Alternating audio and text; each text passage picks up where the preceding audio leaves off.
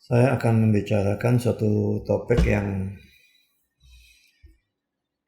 rasanya tidak lazim kedengarannya, istilahnya synonymous parallelism. Beberapa waktu yang lalu saya sebetulnya sudah membuat video ini, tetapi pada saat itu entah ada kesalahan apa, suara saya sangat tidak jelas, sehingga akhirnya saya hapus itu dari YouTube dan saya akan menggantikan dengan video ini. Dan semoga ini bisa lebih jelas, dan bukan hanya itu, ada perubahan-perubahan juga, ini lebih sistematis, contoh-contohnya lebih banyak dan sebagainya. Nah, yang pertama akan saya jelaskan adalah definisinya ya. Apakah synonymous parallelism itu? Paralel itu kan ya pokoknya ini dalam hal ini kalimat ya, kalimat atau anak kalimat yang paralel. Synonymous itu dari kata itu diturunkan sinonim ya, sama. Jadi dua kalimat atau dua anak kalimat yang sebetulnya sama, tapi dituliskan dalam kata-kata yang berbeda, cuma artinya sama nanti. Nah, saya akan menunjukkan beberapa link ya untuk memberikan definisi itu. Jadi bukan saya membuat sendiri definisi itu. Yang pertama saya ambil dari Encyclopedia Britannica, di mana di sini dikatakan ini ya, synonymous parallelism involves the repetition in the second part of what has already been expressed in the first. Jadi sudah ini saya while simply varying the words, saya berikan di sini kata-katanya ya. Jadi kata-kata itu saya ambil, saya kutip di sini, dan saya di sini bacakan terjemahnya saja. Paralelisme yang sinonim mencakup pengulangan pada bagian kedua dari apa yang telah dinyatakan dalam bagian pertama, sekalipun hanya mengubah kata-katanya. Mengulang, tapi kata-katanya diubah, tapi artinya sama. Ya, jadi ini definisi yang pertama diberikan oleh Encyclopedia Britannica. Yang kedua, saya ambil dari satu buku saya. Buku ini saya beli di Amerika pada waktu saya mengikuti kuliah dari dosen saya itu Richard Pratt. Dia mengajar saya pelajaran yang disebut poetry. Jadi kitab-kitab puisi di dalam Alkitab seperti Ayub, Mazmur dan sebagainya. Dan pada waktu dia menjelaskan tentang kitab-kitab itu, dia juga mengajarkan synonymous parallelism itu. Dan dari buku pustaka yang diberikan, dia memberikan buku yang berjudul ini, Figures of Speech Used in the Bible. Ya, katakanlah gaya bahasa yang digunakan dalam Alkitab, yang ditulis orang yang namanya E.W. Bullinger, saya tidak ngerti gimana bacanya. Ya. Nah, buku ini saya punya buku fisiknya, tetapi buku fisik saya sukar menunjukkan di sini. Jadi saya ngambil buku elektroniknya saja. Ini ada di sini. Di sini kita melihat bahwa dalam bagian ini bukunya si Bullinger ini, Figure of Speech Used in the Bible ini ya. Nah, dia mengajar apa yang dia sebut parallelism. Nah, ada yang simple, ada yang kompleks. Ini saya ambil yang simple saja. Dan yang simple ini ada yang synonymous atau gradational. Gradational itu ada tingkatan-tingkatannya begitu ya.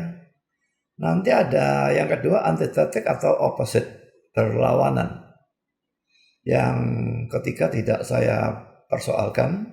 Jadi saya hanya mempersoalkan dalam pelajaran ini yang synonymous dan nanti antithetic ini atau opposite ini saya singgung juga sedikit. Karena kedua-duanya bisa berguna bagi kita di dalam menafsir ya. Nah ini yang synonymous ya. This is when the lines are parallel in thought and in the use of synonymous words. Nah, nanti dia memberikan contoh yang tertua, yang pertama dalam Alkitab itu Kejadian 4, nanti saya akan berikan. Ya, kata-kata dia itu saya berikan di sini. Ya, this is when the lines are parallel in thought and in the use of synonymous words. Ini adalah pada waktu baris-baris ya atau kalimat-kalimat adalah paralel dalam pemikiran. Berarti artinya sama. Dan dengan penggunaan kata-kata yang sinonim. Kata-katanya berarti sama, tetapi kata-kata itu berbeda. Jadi misalnya tembok dengan dinding, itu adalah kata-kata yang sinonim sebetulnya. Tetapi kata yang digunakan memang tetap berbeda. Nah, jadi itu yang dimaksudkan dengan hal ini. Saya masih memberikan lagi satu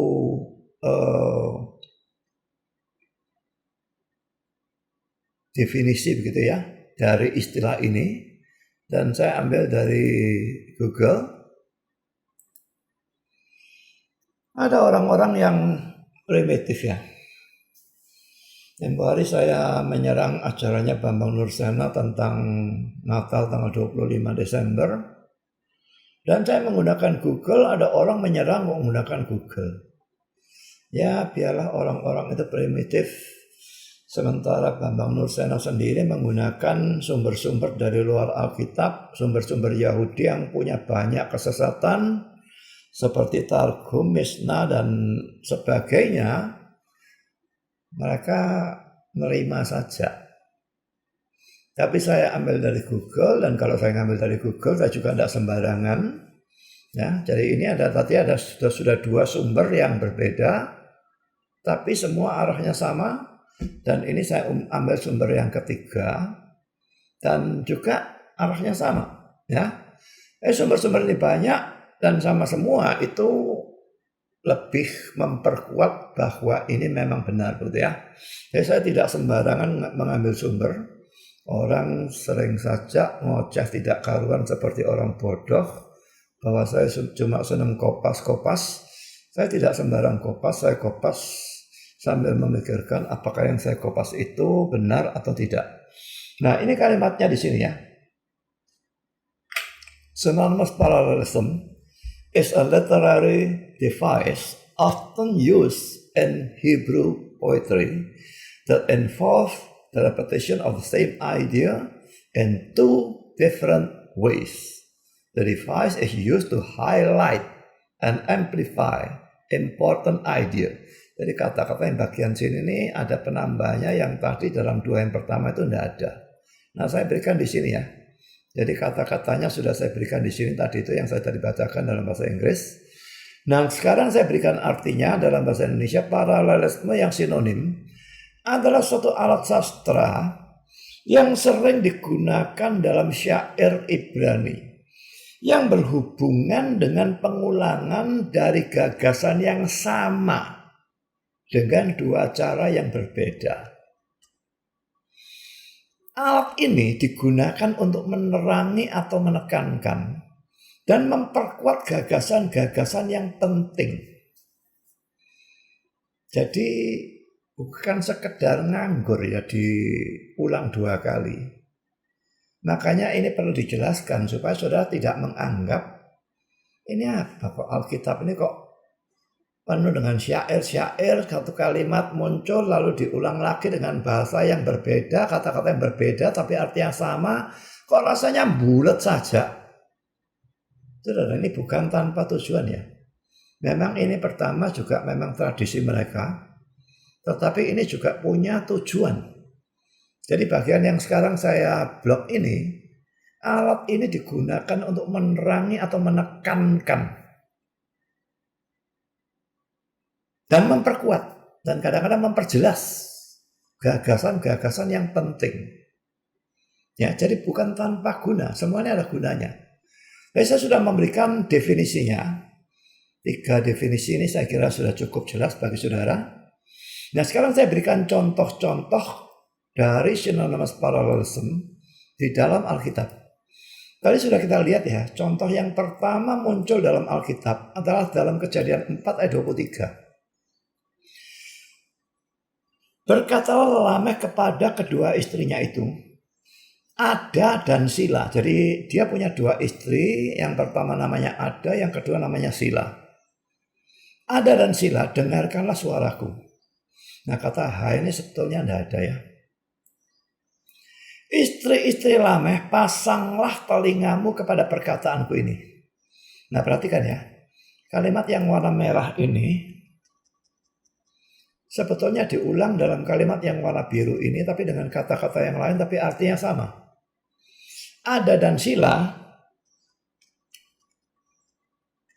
ini ya, kalimat pertama.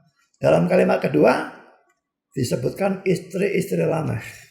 Sama saja sebetulnya, karena istri Lameh ini ya Ada dan Sila itu. Nah, lalu di sini dengarkanlah suaraku. Di sini pasanglah telingamu kepada perkataanku ini. Kata-katanya berbeda, artinya sama. Nah, bukan hanya ini, lalu bagian B-nya ada lagi.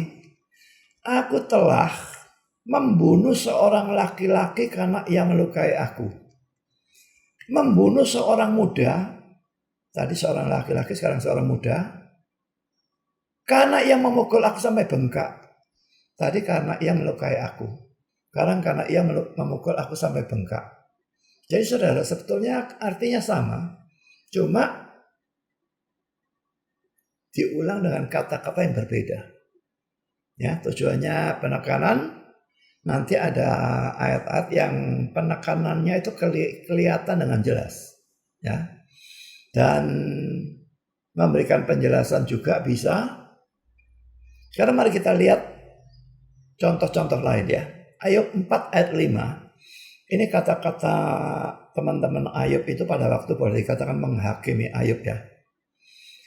Tetapi sekarang dirimu yang tertimpa dan engkau kesal. Dulu sering nasihati orang. Sekarang dirimu tertimpa dan engkau kesal. Nah, kata-kata ini diulang lagi. Dirimu terkena dan engkau terkejut. Surprise gitu ya. Jadi kesal, terkejut ya dalam arti yang atau bisa digabungkan keduanya, maka ini menambah pengertian. Lalu Ayub 4 ayat 6. Bukankah takutmu akan Allah yang menjadi sandaranmu? Diulang lagi. Dan kesalahan hidupmu, ini menggantikan kata-kata takutmu akan Allah. Takut akan Allah itu kan kesalahan ya. Nah, yang menjadi sandaranmu digantikan menjadi pengharapanmu. Sama arti, beda kata. Sekarang mari kita lanjutkan Mazmur 2 ayat 5. Maka berkatalah ia, yaitu Tuhan, kepada mereka dalam murkanya, dan mengejutkan mereka dalam kehangatan amarahnya. Berkatalah ia kepada mereka, diganti mengejutkan mereka. Berarti menunjukkan berkatanya itu bukan berkata yang enak itu ya. Dalam murkanya diganti dengan dalam kehangatan amarahnya. Jadi di sini ada suatu penjelasan, berkata ini digantikan dengan mengejutkan. Jadi memberikan penjelasan betulnya bahwa berkata ini bukan berkata secara positif, berkata secara menyenangkan, karena ayat yang selanjutnya ini mengatakan mengejutkan. Kalau berkatanya positif kan ya bukan mengejutkan. Nah, sekarang saya tunjukkan lagi Mazmur 78 ayat 4. Kami tidak hendak sembunyikan kepada anak-anak mereka. Nah, diulang lagi. Kami akan ceritakan. Tadi tidak hendak sembunyikan, yang di sini akan ceritakan. Kalau akan ceritakan tentu saja tidak sembunyikan kan, sama saja ya. Nah, lalu di atas kepada anak-anak mereka, yang di bawah kepada angkatan yang kemudian. Jadi sama sebetulnya. Kata-katanya saja berbeda. Sekarang Mazmur 78 ayat 36. Tetapi mereka memperdaya dia dengan mulut mereka. Mereka memperdaya dia dengan mulut mereka. Dan dengan lidahnya. Ini menggantikan kata-kata dengan mulut mereka. Ya tentu kalau orang bicara itu kan baik mulut maupun lidah dipakai. Jadi ini di sini dikombinasikan. Biarpun atas bilang mulut dan bawah bilang lidah. Dan mulut dan lidah sebetulnya dua kata yang berbeda. Tapi kalau orang bicara kan gabungan dari dua itu digunakan. Kita tidak bisa bicara hanya dengan lidah. Mulutnya masih bergerak. Kita tidak bisa bicara hanya dengan mulut lalu lidahnya diam saja. Tidak mungkin. Jadi maksudnya bicara. Nah lalu yang di atas mereka memperdaya dia. Di bawah mereka membohongi dia. Ini kalimat yang persis sama. Lalu Amsal 17 ayat 25. Anak yang bebal menyakiti hati ayahnya dan memedihkan hati. Ini menggantikan kata menyakiti hati. Nah tapi di atas itu ayahnya, di bawah ini ibunya. Nah ini sama seperti di sini tadi ya. Ini mulut, ini lidah. Nah gabungan dari dua mulut dan lidah ini itu yang menunjukkan mereka itu bicara kan. Di sini sama sebetulnya maksudnya itu orang tuanya. Di atas disebutkan ayahnya, disebut di bawah disebutkan ibunya. Nah, jadi anak yang bebal itu menyakiti, memedihkan hati baik ayahnya maupun ibunya, maksudnya orang tuanya. Makanya saudara didik anak itu hati-hati ya. Pada waktu saudara didik anak tidak karu-karuan, khususnya memanjakan anak. Ini nanti besar jangan kaget. Kalau anak itu menyakiti hati saudara, apakah saudara itu ayahnya atau ibunya, apakah engkongnya, maknya dan sebagainya bisa disakiti semua. Memanjakan itu adalah cara yang paling manjur untuk merusak anak. Banyak orang tua kalau diberikan ayat Alkitab, anak itu harus dihajar pada waktunya. Orang tua yang tidak menggunakan tongkat itu benci kepada anaknya. Mereka suka pakai dalih, anakku ini lain daripada lain, tidak bisa digitu. Anaknya orang lain barangkali, anakku tidak bisa. Dia ngomong itu sudah cukup. Dengan kata lain sudah katakan Alkitab itu ayatnya tadi salah ya. Sudah jangan biarkan anak jadi bebal. Dengan memanjakan dan sebagainya. Didik yang baik, kalau tidak ngerti, cari buku-buku pendidikan anak, pelajari, baca. Supaya jangan anak saudara rusak. Saudara melihat contoh dalam Alkitab sangat banyak. Tokoh agama. Tokoh yang sebetulnya saleh. Imam Eli punya dua anak yang bejat, Hofni dan Pinehas. Sampai dihukum mati oleh Tuhan. Daud. Luar biasa hebat sebetulnya. Tapi ya punya anak yang tidak karu-karuan. Absalom modelnya seperti itu, berontak sama ayahnya. Amnon memperkosa saudara tirinya sendiri. Lalu Absalom bunuh Amnon. Sangat banyak saudara. Jadi ayat ini peringatan. Ya, tapi saya agak menyimpang sedikit. Sekarang kembali pada topiknya. Amsal 27 ayat 2. Biarlah orang lain memuji engkau dan bukan mulutmu. Ini jelas ditujukan pada orang yang sombong, yang sering bangga-banggakan, puji-puji dirinya sendiri kepada orang lain. Memuakkan orang seperti itu ya. Dan ayat ini berkata, biarlah orang lain memuji engkau, bukan mulutmu. Orang yang tidak kau kenal dan bukan bibirmu sendiri. Orang lain digantikan dengan orang yang tidak kau kenal. Ya, bukan bibirmu sendiri menggantikan bukan mulutmu. Sekarang Yesaya 1 ayat 3. Lembu mengenal pemiliknya, tapi Israel tidak. Keledai mengenal palungan yang disediakan tuannya, tapi umatku tidak memahaminya. Ya, jadi lembu mengenal pemiliknya. Keledai mengenal palungan yang disediakan tuannya. Sama. Israel diganti dengan umatnya. Ini tidak memahaminya.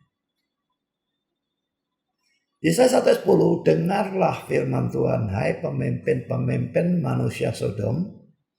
Perhatikanlah pengajaran Allah kita, hai rakyat manusia Gomora. Di sini ada perlengkapan juga ya. Kata dengarlah dan perhatikanlah itu boleh dikatakan sama. Firman Tuhan dan pengajaran Allah kita itu sama. Tapi di sini pemimpin, di sini rakyat. Berarti yang rusak baik pemimpinnya maupun rakyatnya. Lalu di sini manusia Sodom, di sini manusia Gomora. Nah, Sodom dan Gomora seringkali disatukan ya. Dan menjadi contoh dari orang-orang yang bejat pada zaman Abraham dan Lot dan sebagainya itu. Sampai dihancurkan Tuhan dengan hujan api dan belerang. Jadi di sini digabungkan Sodom dan Gomora. Jadi sama seperti tadi mulut dengan lidah dan ayah dan ibu. Di sini pemimpin dan rakyat Sodom dan Gomora. Jadi ini memperjelas dulu ya. Sekarang Yesaya 1 ayat 18. Marilah baiklah kita berperkara, firman Tuhan. Sekalipun dosamu merah seperti kirmisi akan menjadi putih seperti salju. Sekalipun berwarna merah seperti kain kesumba, akan menjadi putih seperti bulu domba. Sama-sama warna merah, tapi di sini kirmisi, di sini kain kesumba, tapi dua-dua pokoknya adalah sesuatu yang warnanya merah.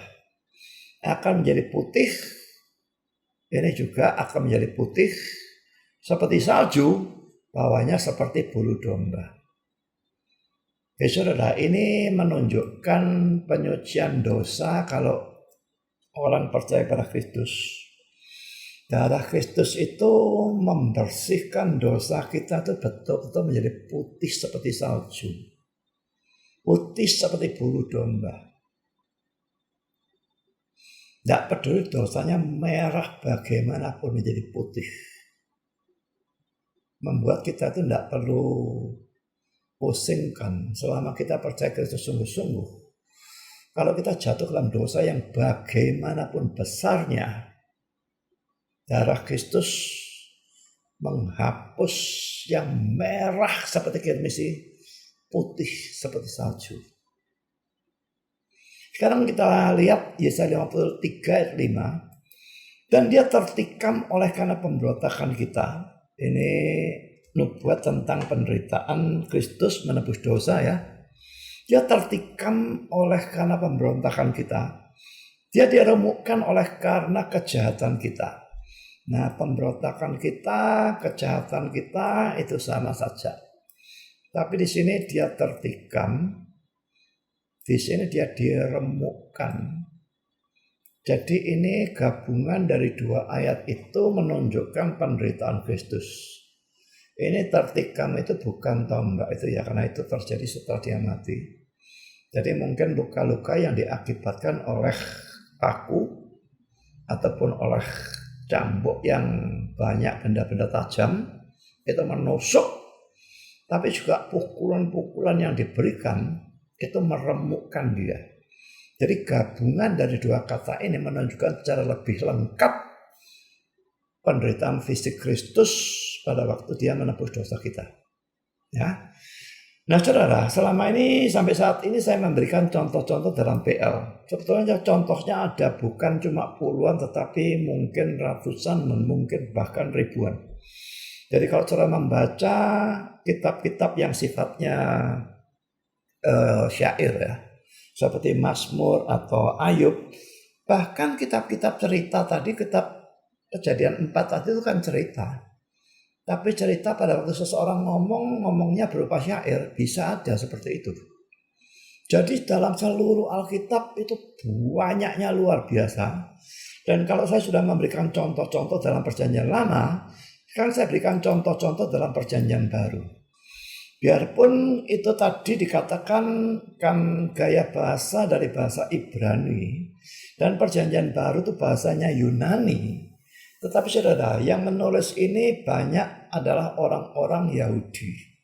Dan kalaupun yang menulis bukan orang Yahudi, seperti misalnya Lukas bukan orang Yahudi, Markus itu mungkin setengah-setengah atau gimana, tapi tetap mereka hidup di dalam lingkungan seperti itu. Sehingga gaya bahasanya tetap mereka gunakan. Karena itu muncul juga di dalam Perjanjian Baru. Nah, Matius 3 ayat 3 mari kita lihat. Sesungguhnya dialah, ini maksudnya Yohanes Pembaptis ya, dialah itu ya. Yang dimaksudkan Nabi Yesaya ketika ia berkata, ada suara orang yang berseru-seru di padang gurun. Nah ini sekarang ya, persiapkanlah jalan untuk Tuhan. Ini kalimat pertama. Luruskanlah jalan baginya. Ini kalimat yang kedua. Jelas dua kalimat yang kata-katanya berbeda, tapi artinya sama. Dan ini memang suatu kutipan, karena dikatakan dari Nabi Yesaya, dan sudah bisa melihatnya dalam Yesaya 40 ayat 3. Saya kira saya tidak perlu menunjukkan. Sekarang saya menunjukkan satu ayat lagi, Lukas 1:46 ayat dan 47.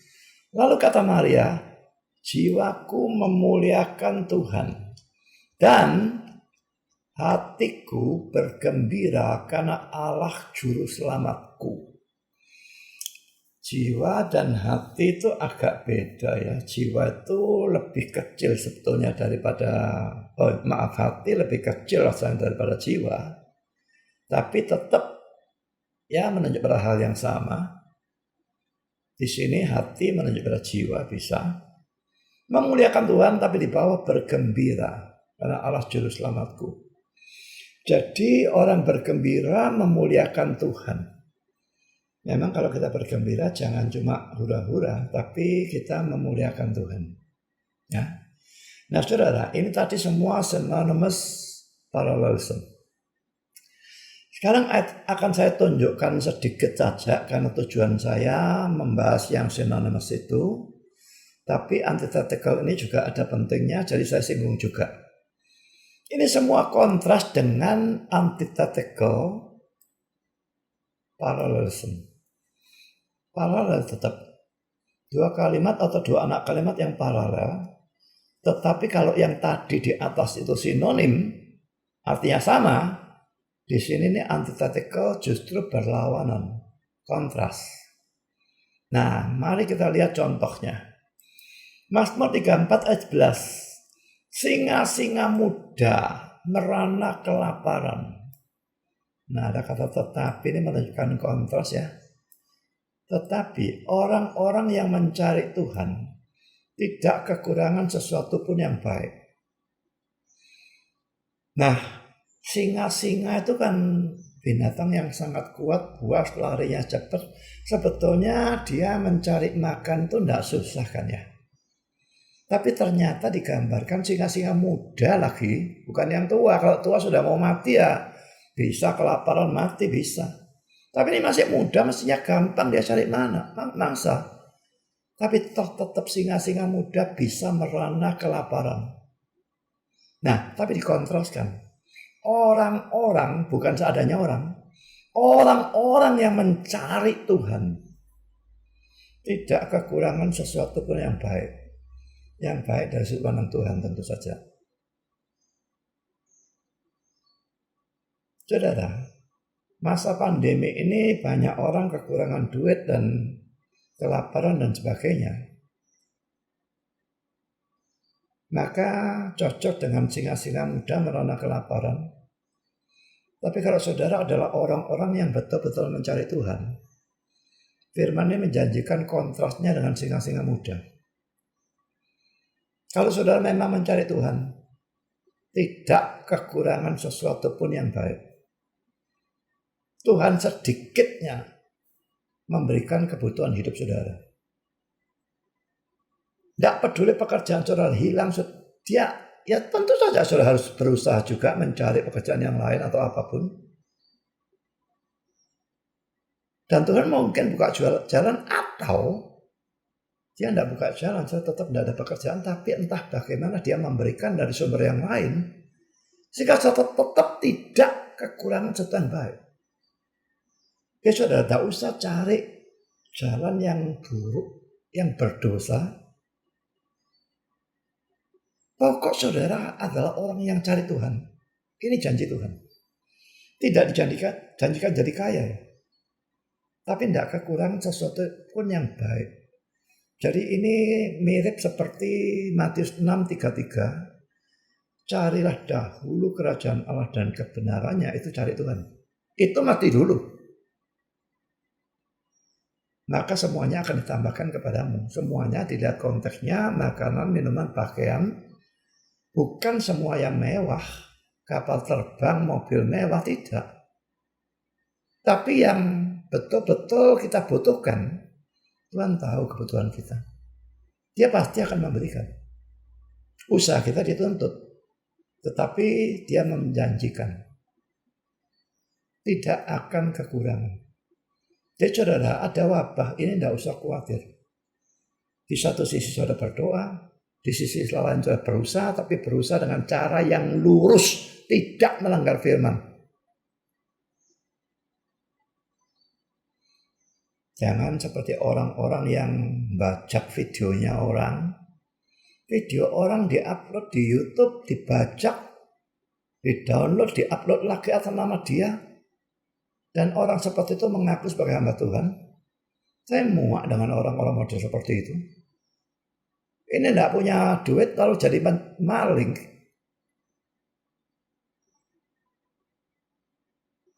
Jadi kalau saudara melihat video saya yang bicara, lihat dulu yang upload siapa, itu atas nama Budi Asari atau bukan. Kalau bukan, ini pembajakan. Memang ada video-video saya yang saya khotbahkan di Kupang. Itu kan saya tidak punya rekamannya, maka saya berikan izin Esra untuk upload. Saya yang khotbah, dia yang upload. Karena itu khotbah di Kupang, lain ceritanya. Saya kalau khotbah di sini, saya tidak izinkan dia. Nah, kalau dia dan saya acara bersama, misalnya debat lawan Islam, atau debat lawan Yahweisme, atau debat lawan Unitarian, atau kami mengadakan acara bersama membahas khotbahnya Yakub Tri, maka karena itu acara bersama, saya izinkan dia untuk upload. Tapi kalau betul-betul khotbah saya di sini sendiri, saya tidak mau siapapun upload khotbah saya. Itu pencurian, dan itu pencurian untuk mendapatkan duit.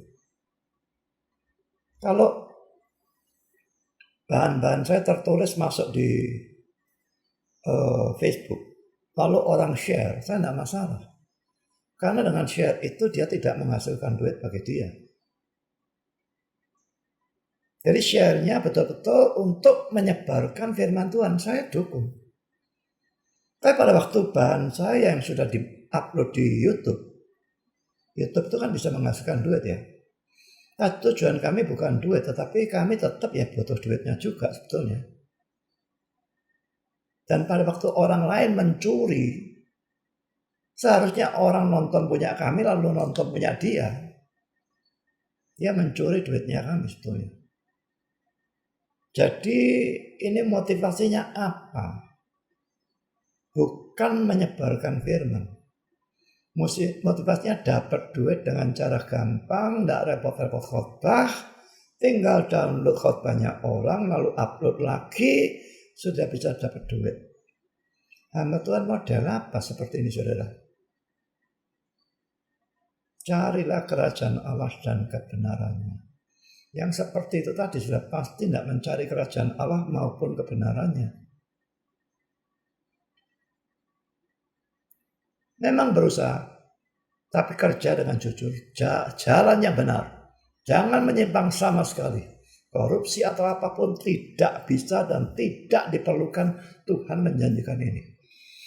Kan saudara, Amsal 19 ayat 16. Siapa berpegang pada perintah, memelihara nyawanya. Tetapi siapa menghina firman, akan mati. Saudara, perintah di sini tentu maksudnya firman, bukan sembarang perintah ya. Nah, siapa berpegang pada perintah, memelihara nyawanya. Nah, berpegang pada perintah di sini menghina firman. Ini dikontraskan kan? Jadi ingat ya, ini antitetikal ya, kontras ya.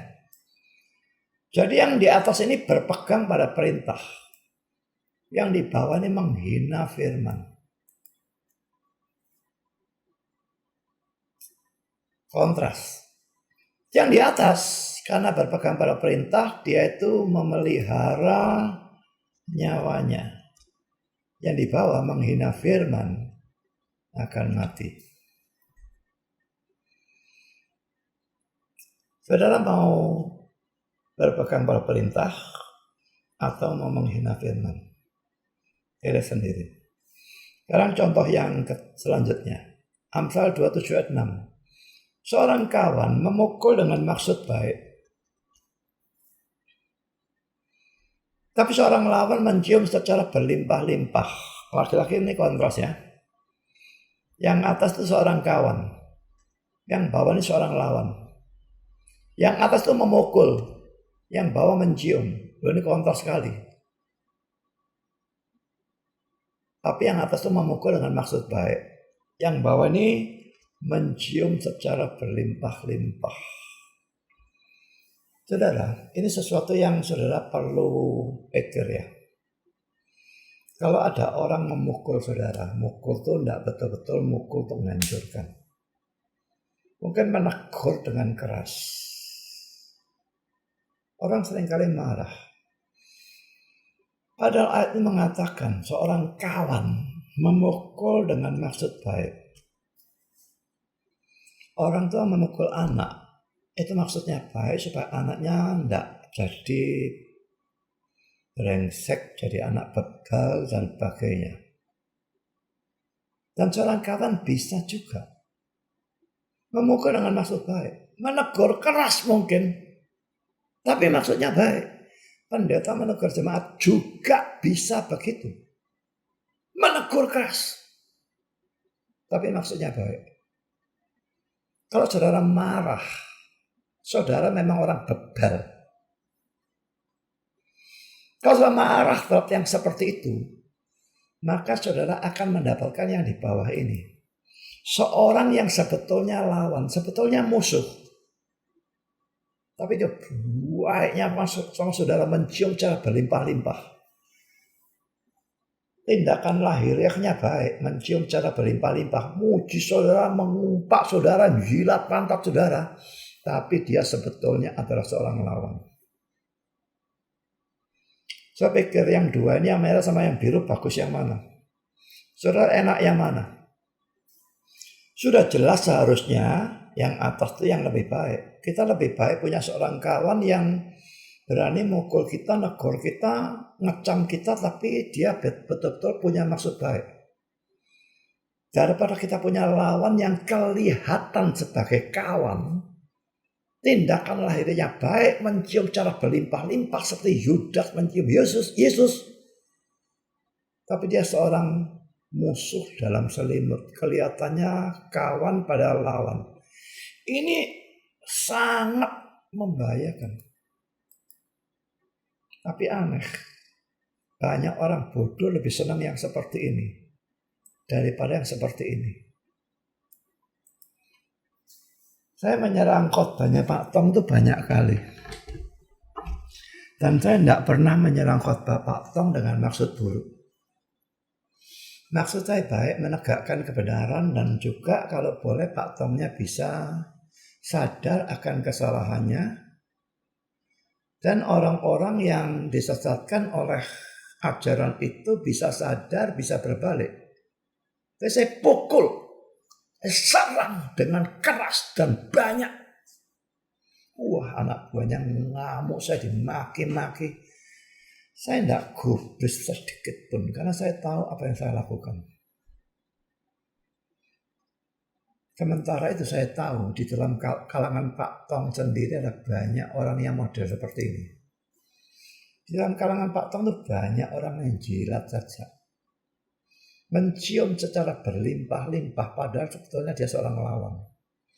Kalau Pak Tong salah dia tidak berani negur, tidak berani ngeritik. Dia bukan kawan, dia lawan.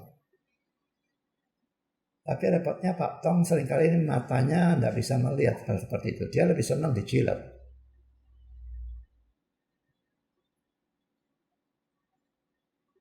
Ya, dia seorang besar, tapi punya kelemahan-kelemahan juga. Seringkali lebih senang orang yang menjilat daripada orang yang menegur. Tapi saudara, kalau saudara mau jadi orang yang bijaksana, camkan ayat ini. Lebih baik punya seorang kawan yang sejati. Dan kawan yang sejati itu berani menegur kita, bahkan memukul kita. Tapi maksudnya baik untuk memperbaiki kita. Jauh lebih baik punya kawan seperti ini daripada kawan yang sebetulnya lawan. Wah, tindakannya buatnya luar biasa, ngomongnya menjilat, menyanjung kita setinggi langit. Padahal dia seorang lawan. Pikirkan baik-baik saudara. Paulus juga pernah mengatakan, apakah dengan mengatakan kebenaran, aku telah menjadi musuhmu? Dalam Galatia kalau saya tidak salah.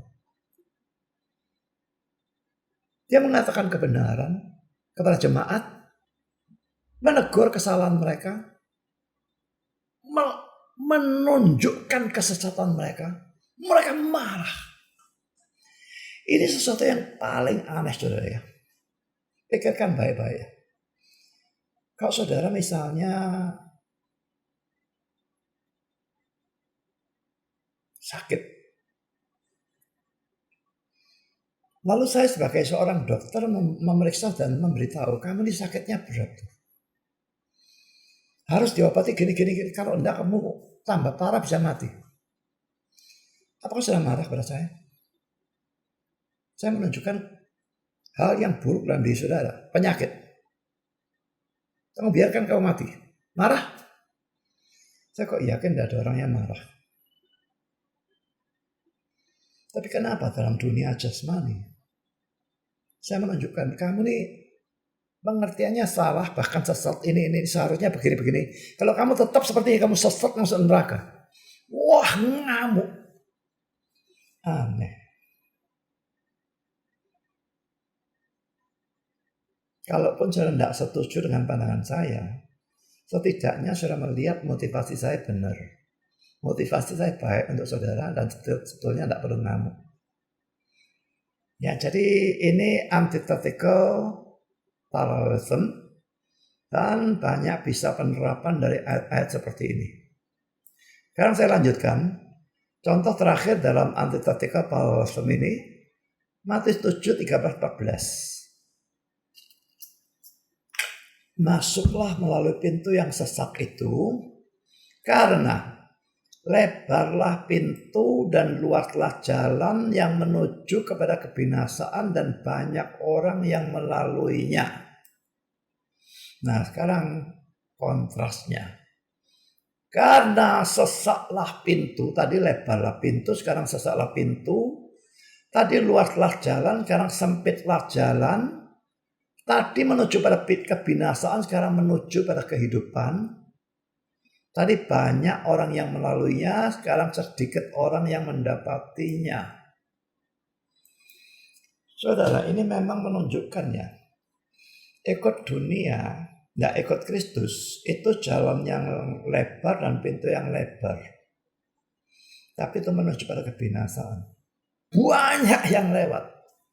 Memang kalau kita golongan minoritas jangan bingung. Banyak Alkitab ini sudah mengatakan kok banyak. Nanti yang binasa pasti jauh lebih banyak daripada yang selamat. Ikut Kristus, percaya Kristus dan ikut Kristus itu seperti pintu yang sesek, jalan yang sempit. Sedikit orang yang mendapatinya. Sesak pintu dan sempit jalan itu juga menggambarkan ikut Kristus itu sukar, berat. Karena itu sedikit orang yang mau. Enak yang luas tadi. Tapi yang luas tadi menuju kebinasaan. Yang sempit, yang sukar menuju kehidupan. Saudara pikirkan mau milih yang mana, saudara? Sekarang kita pada masa pandemi ini juga bisa milih jalan yang enak atau jalan yang sukar. Mau tetap taat Tuhan, jalannya sukar. Sedikit orang yang dalam masa pandemi ini tetap jujur dan sebagainya, cari kerjaan jujur. Sangat banyak yang waduh sudah kesukaan, karena sangat ngurus lah, jujur gak jujur, sesuai firman gak sesuai firman. Banyak yang seperti itu, tapi ingat baik-baik, ini menuju pada kebinasaan. Yang sukar itu menuju pada kehidupan.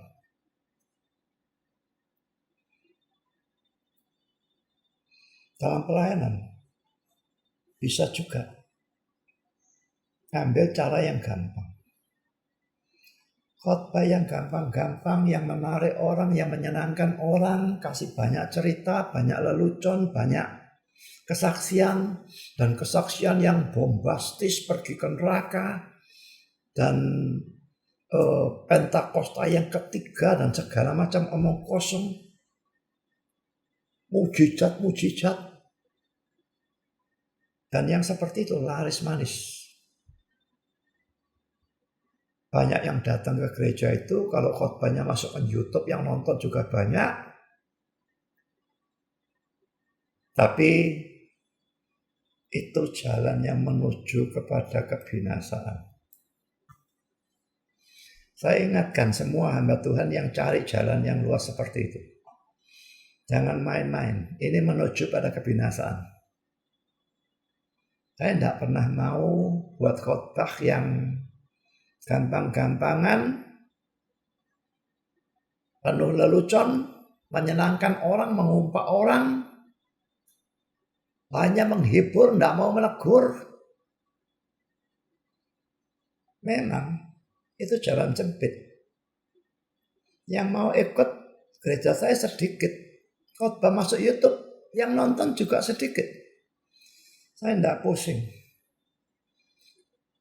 Saya cuma melihat yang seperti itu menuju pada kehidupan. Jadi saudara, dalam setiap titik dalam hidup saudara memilih dua jalan ini. Lebar atau sempit. Menuju kehidupan atau kebinasaan. Cari yang banyak orang atau yang sedikit orang. Sekarang saya lanjutkan. Kembali kepada synonymous parallelism. Ini poin yang ketiga. Penggunaan synonymous parallelism ini dalam penafsiran. Karena itu pelajaran ini nanti saya masukkan di dalam hermeneutics ya. Seri hermeneutics, playlistnya masuk di sana nanti. Karena pengertian tentang synonymous parallelism ini seringkali bisa berguna dalam penafsiran. Mungkin contohnya banyak, tapi saya cari-cari, saya ingatnya cuma bisa 4 ya, saya berikan 4. Khotbah yang lama yang saya buang itu karena tidak jelas, cuma saya berikan contoh 3. Sekarang saya berikan contoh 4. Saudara, apa pentingnya mengerti hal seperti ini? Ini kadang-kadang penting, karena bisa digunakan dalam menafsirkan satu ayat. Dan di bawah ini saya memberikan beberapa contoh. Pertama saudara, kalau saudara mau tahu arti dari Sheol atau Hades, Sheol bahasa Ibrani, Hades bahasa Yunani, pada umumnya diterjemahkan dunia orang mati. Sekalipun Kadang-kadang diterjemahkan alam maut, kalau tidak salah kadang-kadang kerajaan maut juga barangkali. Nah, tapi mayoritas terjemahnya dunia orang mati. Nah, seringkali orang menafsirkan dunia orang mati itu adalah tempat penantian. Saya tidak percaya itu sama sekali. Bagi saya dunia orang mati itu cuma bisa berarti atau keadaan kematian, berarti bukan tempat, atau kuburan kalau itu menunjuk pada tempat, atau neraka. 3 kemungkinan itu. Tidak ada kemungkinan dunia orang mati menunjuk pada tempat penantian kemana semua orang akan pergi sesudah mati, belum pengadilan akhir zaman, jadi belum masuk surga neraka, masuk tempat penantian. Saya tidak percaya tempat penantian. Saya percaya orang mati itu langsung surga atau neraka. Tapi hanya rohnya. Nanti tubuhnya menanti kedatangan Yesus yang kedua kali. Nah, saya bisa membuktikan arti dunia orang mati ini benar sesuai yang saya percaya dengan menggunakan synonymous parallelism ini. Dan juga nanti antithetical tadi. Mari kita lihat ayat-ayatnya yang menunjukkan ke situ ya. Pertama saudara, 1 Samuel 2 ayat 6. Tuhan mematikan dan menghidupkan. Ini kalimat pertama. Kalimat kedua, ia menggantikan Tuhan. Mematikan digantikan dengan menurunkan ke dalam dunia orang mati. Menghidupkan diganti mengangkat dari sana. Sana itu dunia orang mati tadi. Saudara, dunia orang mati di sini kalau diartikan tempat penantian, berarti Tuhan mematikan itu diartikan Tuhan memasukkan orang ke tempat penantian. Menghidupkan ini diartikan Tuhan mengangkat orang itu dari tempat penantian. Ya bisa kalau dipaksakan, tapi rasanya kan aneh. Nah, kalau dengan arti saya, di sini dunia orang mati ini saya artikan kuburan atau keadaan kematian. Tuhan mematikan itu digantikan menurunkan ke dalam dunia orang mati atau menurunkan ke dalam kuburan. Lalu menghidupkan berarti dia membangkitkan ya. Mengangkat dari kuburan atau keadaan kematian. Bukankah lebih cocok? Bukankah lebih murus ayatnya bunyinya? Jadi di sini dunia orang mati artinya atau kuburan atau keadaan kematian. Bukan tempat penantian. Kemana semua orang akan pergi setelah mati menunggu kedatangan Yesus yang kedua. Saya tidak percaya mau kosong itu. Tapi banyak orang percaya itu sak sukanya. Lalu saya tunjukkan ayat yang kedua. Ayub 26 ayat 6. Dunia orang mati terbuka di hadapan Allah. Berarti kan ya, dunia orang mati ini pasti Seol ya. Terbuka di hadapan Allah. Tempat kebinasaan pun tidak ada tutupnya. Nah, terbuka di hadapan Allah itu digantikan tidak ada tutupnya. Nah, tapi di sini dunia orang mati digantikan tempat kebinasaan. Apakah ini tempat penantian? Apa maksudnya tempat penantian terbuka di hadapan Allah? Ini artinya atau kuburan atau keadaan kematian. Orang sampai masuk kubur pun, sampai masuk keadaan kematian pun, Allah tetap melihat dia. Saudara mau menghindar bagaimanapun tidak bisa. Saya kira kurang lebih sama seperti ayat ini ya. Coba kita lihat Mazmur 139.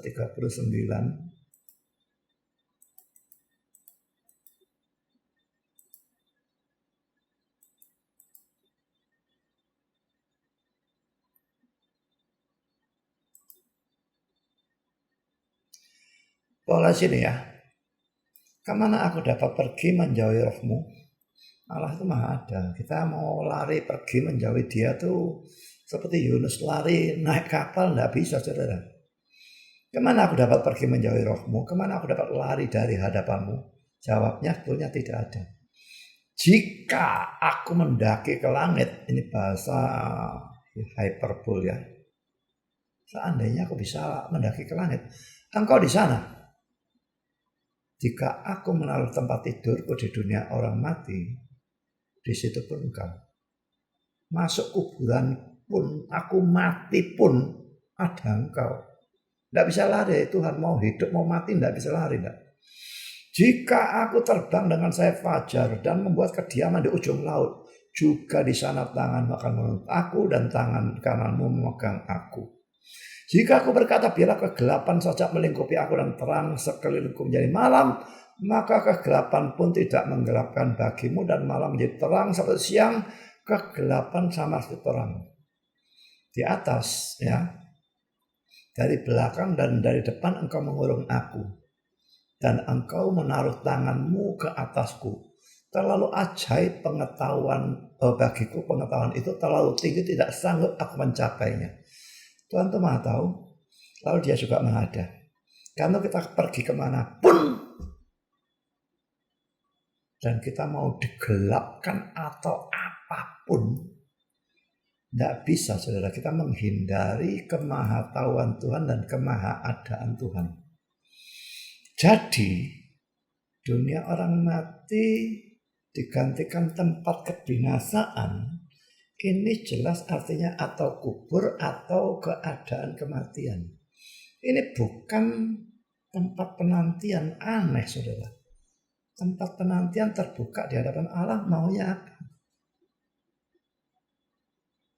Sekarang saya berikan ayat yang lain. Mazmur 16 ayat 10.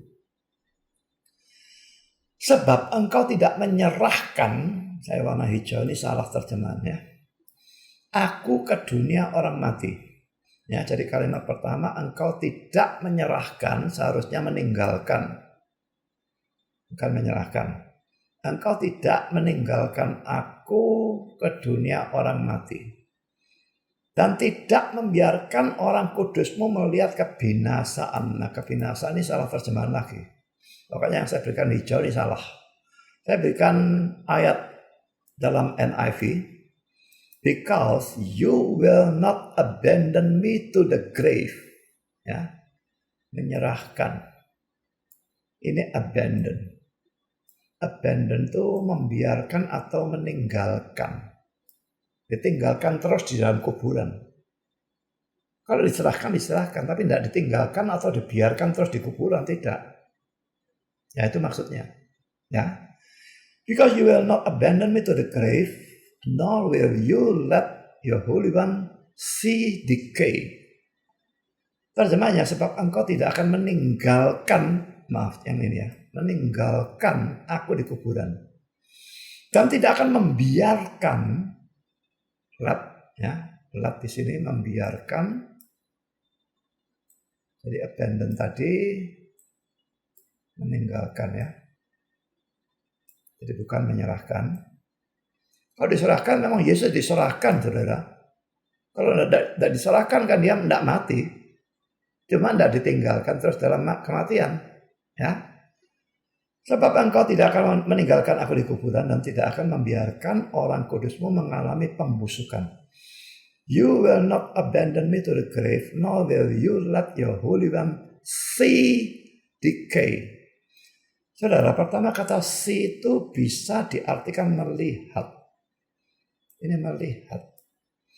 Tapi saudara, kata see bisa diartikan mengalami atau experience. Dan seharusnya itu terjemahan yang dipilih. Lalu, ini menerjemahkan kebinasaan. Ini menerjemahkan decay. Decay itu pembusukan. Jadi kata-kata tidak membiarkan orang kudusmu melihat kebinasaan seharusnya terjemahannya tidak akan membiarkan orang kudusmu mengalami pembusukan. Saudara, ini suatu nubuat dalam Mazmur ya, 1000 tahun sebelum Yesus dilahirkan. Sudah dinubuatkan. Engkau tidak akan meninggalkan aku di kuburan. Nah, di sini dunia orang mati. Berarti kata Ibrani-nya adalah Sheol. NIV menerjemahkan grave, kuburan.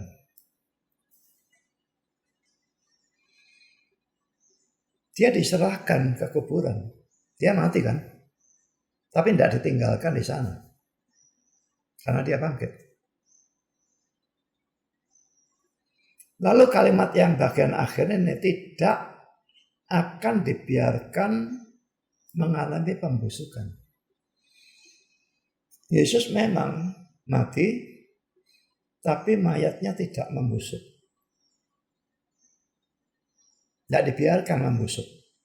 Entah kenapa. Seandainya dibiarkan membusuk, Tuhan tetap bisa bangkitkan. Tapi Tuhan tidak mau biarkan membusuk untuk Yesus. Apa alasannya? Pertama, saudara, dia mati itu kira-kira cuma 38 jam. Dan di sana tuh cuaca pada malam tuh biasanya dingin. Jadi yang panas itu cuma beberapa jam. Karena itu tidak sampai membusuk. Tapi ada alasan kedua. Dikasih rempah-rempah. Nikodemus dan sebagainya. Itu kayak mengawetkan. Dan mungkin, sangat mungkin ada hal ketiga. Allah melakukan satu mujizat. Sehingga tubuh Yesus tidak membusuk. Tapi poinnya saudara, dunia orang mati di sini jelas artinya adalah kuburan. Coba kalau ini diartikan tempat penantian. Engkau tidak akan meninggalkan aku di tempat penantian. Ataupun membiarkan orang kudusmu mengalami pembusukan. Maka ini tidak karu-karuan, saudara. Ini tidak menjadi synonymous parallelism. Karena tempat penantian dan pembusukan tidak ada hubungannya. Kalau masuk kubur, memang akan membusuk, ada hubungannya. Saya sudah melihat bahwa di sini kata Sheol yang diterjemahkan dunia orang mati dalam terjemahan LAI, itu tidak mungkin di sini diartikan tempat penantian kemana semua orang akan pergi sesudah mati. Ini artinya adalah grave, kuburan. Dan NIV mengambil arti itu, dan itu pasti benar. Ayat ini ya, Mazmur 16 ayat 10 dikutip 2 kali di dalam perjanjian baru, yaitu kisah 2 ayat 27 oleh Petrus, dan kisah 13 ayat 35 oleh Paulus. Dan dalam terjemahan LAI terjemahnya juga sama salahnya. Ya, dikai pembusukan ini salah juga dan sebagainya. Jadi hati-hati saudara, perbaiki dulu, perbaiki sendiri Alkitab saudara dan sesuaikan dengan ayat ini yang diperbaiki terjemahnya oleh NIV. Karena terjemahan Indonesia salah. Kalau kita punya terjemahan yang benar, kita sudah bisa melihat bahwa dunia orang mati, apakah itu Sheol atau nanti dikutip dalam perjanjian baru menjadi Hades, itu artinya adalah kuburan dan bukan tempat penantian. Saya berikan ayat yang lain. Mazmur 30 ayat 4. Tuhan, Engkau mengangkat aku dari dunia orang mati. Engkau menghidupkan aku di antara mereka yang turun ke liang kubur. Jelas dua ini paralel ya, sinonim ya. Merah ini engkau mengangkat aku dari dunia orang mati. Sinonim dengan engkau menghidupkan aku di antara mereka yang turun ke liang kubur. Ini jelas-jelas yang bawah ini liang kubur, saudara. Kalau dunia orang mati, di sini Sheol ini diartikan tempat penantian. Ini tidak jadi paralel yang sinonim. Gak cocok. tempat penantian dengan liang kubur ini gak sama sekali. Jadi dunia orang mati ini kuburan atau keadaan kematian lebih cocok kuburan. Mari kita lihat Mazmur 30 ayat 4 coba kita lihat dalam terjemahan yang lain ya. Mazmur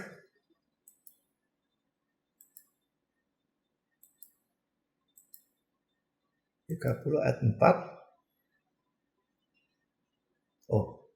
Ayatnya berbeda satu ayat. Jadi kalau dalam terjemahan Inggris ayat 3. Ini engkau mengangkat aku dari dunia orang mati. King James, thou hast brought up my soul from the grave.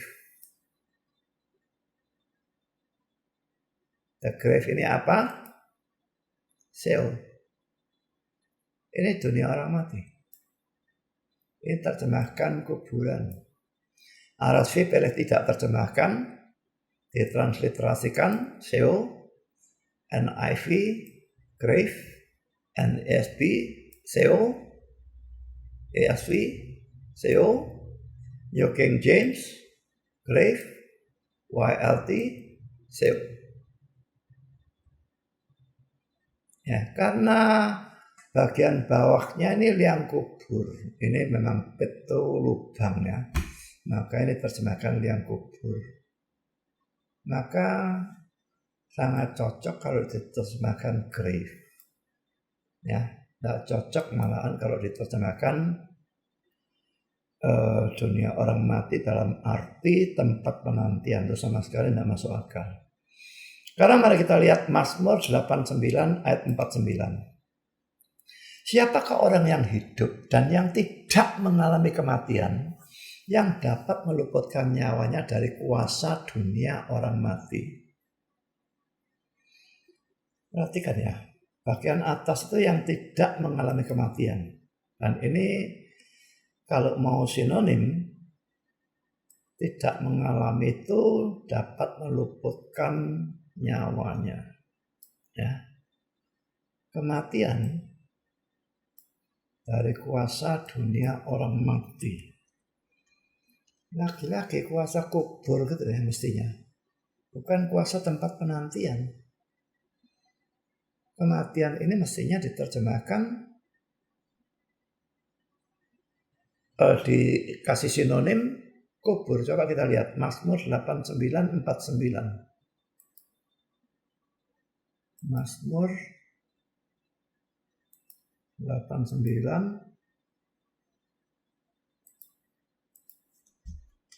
beda satu ayat. Ini lagi ya, dunia orang mati. King James terjemahkan the grave. Ini RSV pilih tetap Sheol, NIV the grave, NASB Sheol, ESV Sheol, New King James the grave.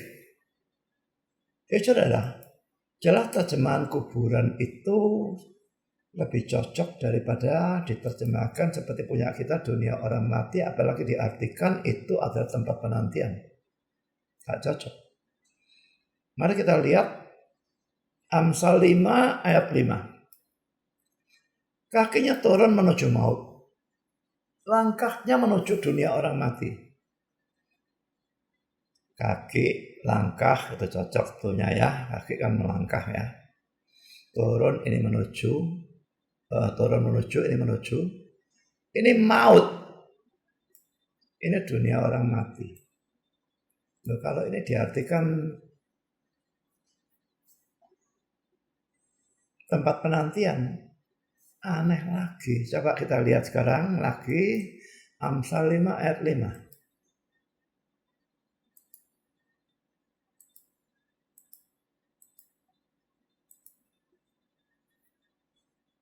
Wah, King James terjemahkan hell. Ini salah, saya kira tidak masuk akal ya. Go down to death. Ini terjemahkan hell, tidak cocok saya kira ya. Nah, RSV tetap Sheol, NIV grave. Ya. Ini New King James juga hell. aneh juga ya. Ini tetap Sheol. Saya kira NIV yang benar ini adalah grave ya. Jadi ini maut, bukan dalam arti hell sebetulnya. Sekalipun mati, kematian yang kedua itu bisa hell, tetapi di sini tidak. Ya, jadi ini dunia orang mati. Harus diartikan kuburan. Nah, tapi sekarang mari kita melihat ayat-ayat yang di sini. Ayub 11 ayat yang ke-8 ya. Ayub 11 ayat 8. Ayub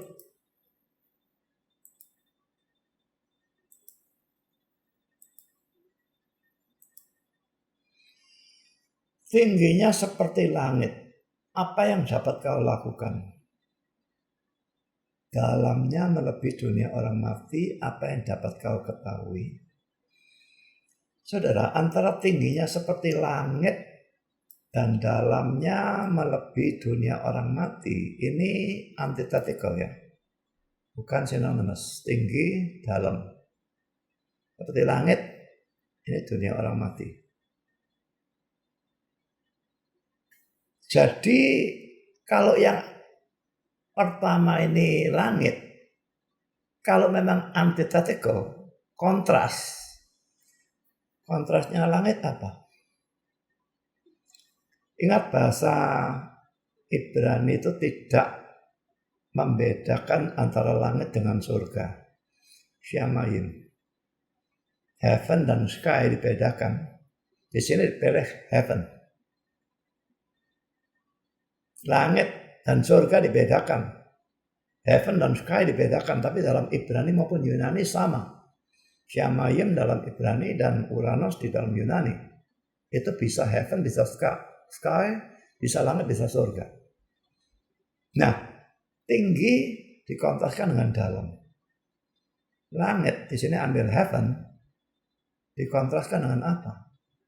Ini langit dikontraskan dengan dunia orang mati. Gak cocok, saudara. Apalagi kalau dunia orang matinya diartikan tempat penantian.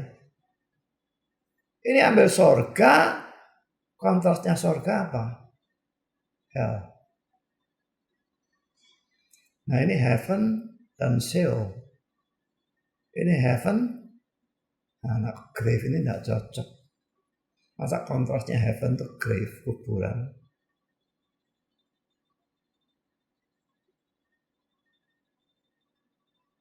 Semua yang lain ngambil Sheol. Saya di sini ambil paling cocok, ini heaven, ini hell. Karena ini memang kontras. Kontrasnya surga itu neraka. Bukan kuburan, bukan tempat penantian. Jadi dari ayat Ayub 11 ayat 8 ini, kalau saya menggunakan ini dengan rumus antithetical parallelism ini, saya mendapatkan arti bahwa kata dunia orang mati atau Ibraninya Sheol, Yunaninya Hades,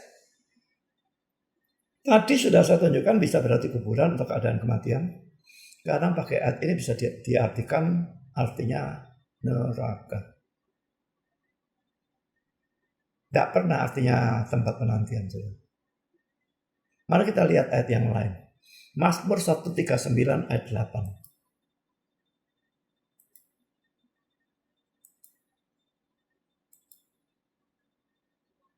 Mazmur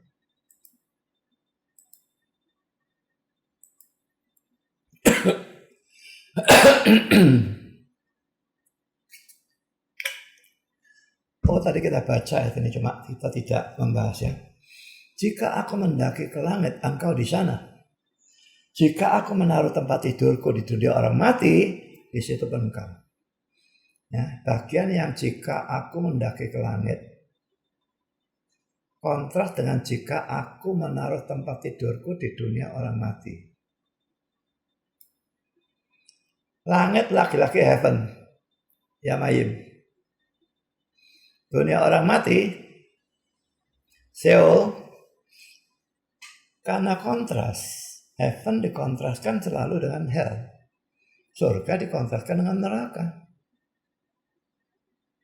Kalau dikontraskan dengan dunia orang mati, tempat penantian, loh mana bisa surga kontras dengan tempat penantian itu? Aturan dari mana? Nah anehnya RSV tetap megang Sheol, tapi NIV ini heavens, ini depths. Ya nggak tahu apa dia artinya, kenapa dia nggak ambil arti yang sederhana hell. Karena memang Sheol dan Hades bisa diartikan hell, itu pasti. Sheol itu identik dengan Hades, saudara. Dan kalau saudara melihat misalnya cerita orang kaya itu ya, Lukas 16,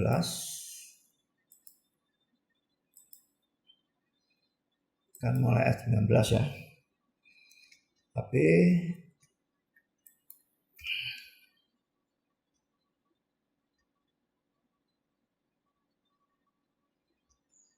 orang kaya mati lalu dikubur, sementara ia menderita sengsara di alam maut.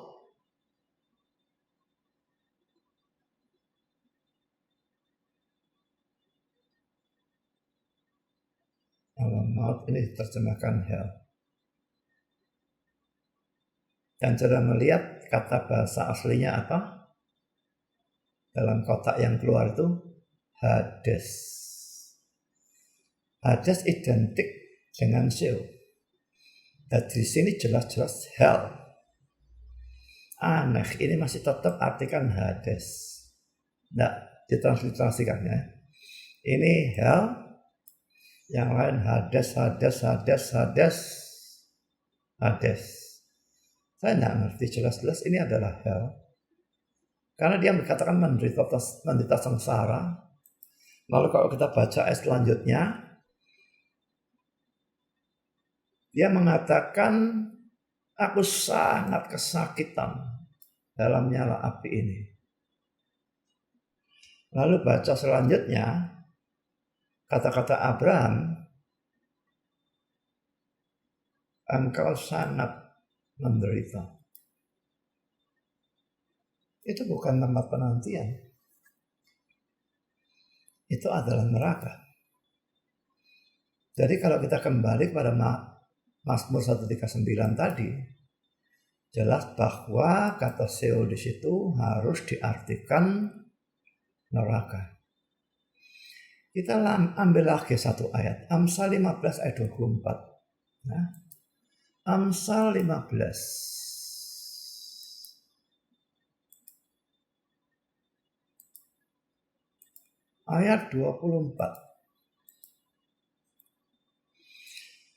Jalan kehidupan orang berakal budi menuju ke atas, supaya ia menjauhi dunia orang mati di bawah. Nah. Jadi di sini juga ada kontras. Menuju ke atas ini ya mestinya surga. Di bawah, surga itu selalu dikatakan di atas, dan neraka itu selalu di bawah. Ya, biarpun karena bumi ini bulat, kita tidak bisa tahu atas bawah itu di mana. Tapi memang bahasa Alkitab selalu begitu. Yesus naik ke surga. Waktu turun, dia turun berinkarnasi. Ya.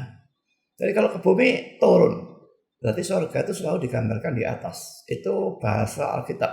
Tidak bisa lain karena mau digunakan bahasa apa, saudara? Jadi pada waktu jalan kehidupan orang berakal budi menuju ke atas, ini maksudnya ke surga. Supaya menjauhi dunia orang mati di bawah, pasti ini neraka. Nah, King James terjemahkan hell, Sheol.